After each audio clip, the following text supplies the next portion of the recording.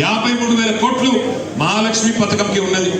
రైతు భరోసా అన్నావు, దానికే 24,000 కోట్లు. మరి ఇవన్నీ కలిపితే 1,25,000 కోట్లు దాటిపోతుంది.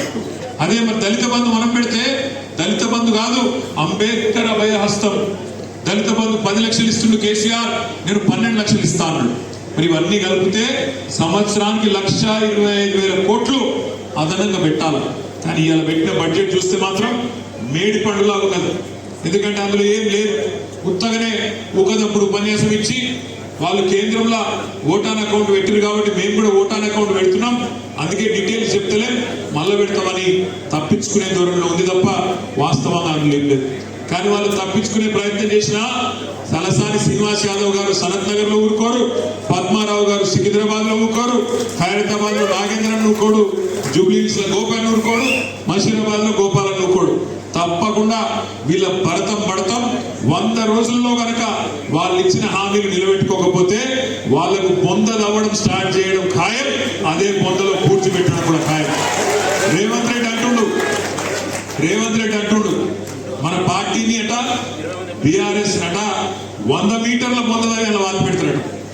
ఆయన తవ్వుతాడో తవ్వడో ఏం చేస్తాడో నాకు తెలియదు, కానీ ఆయనకు ఈ గడపారలు పట్టుకుని తిరుగుడు, గుణపాలు పట్టుకుని తిరుగుడు, తటపారలు పట్టుకుని తిరుగుడు, లంకె మీదల కోసం తిరుగుడు అలవాటున్నట్టుంది. అందుకే తవుడు గురించి మాట్లాడుతున్నాను. కానీ నేను రేవంత్ రెడ్డికి యాద్ చేస్తున్నా, రేవంత్ రెడ్డి గారు నీకంటే ముందు చాలా మంది గొప్ప గొప్పలు పనిచేసిండ్రు ఈ రాష్ట్రంలో.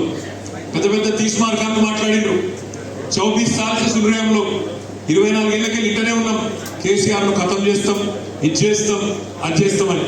కానీ పెద్ద పెద్ద తీస్మార్కాలతోనే కాలేదు, నీలాంటి బుడరకాంతో ఏం కాదు, ఊదు కాలని పీరి లేవది ఏమి కూడా కాదనే మాట కూడా నేను విజ్ఞప్తి చేస్తా ఉన్నాను.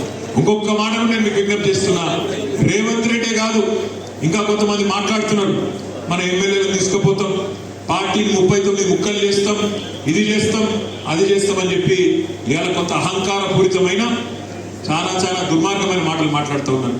వాళ్ళందరికీ నేను చెప్పేది ఒకటే, ప్రజలు మిమ్మల్ని నుంచి ఆశించేది, మీ నుంచి కోరుకునేది ఇవాళ ఇట్లాంటి చిల్లర మల్లర మాటలు కాదు.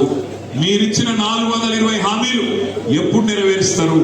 రుణమాఫీ ఎప్పుడు చేస్తారు? మహాలక్ష్మిలో 2,500 రూపాయలు నెలకు 1,67,00,000 మంది ఆడబిడ్డలకు ఎప్పుడు చాలు చేస్తారు? అదే విధంగా ఇంకా గృహజ్యోతి లాంటి కార్యక్రమాలు, ఇంకా రైతు భరోసా లాంటి కార్యక్రమాలు ఎప్పుడు చాలు చేస్తారనే మాట ఇలా రాష్ట్రం మొత్తం ప్రజలందరూ చూస్తూ ఉన్నారు.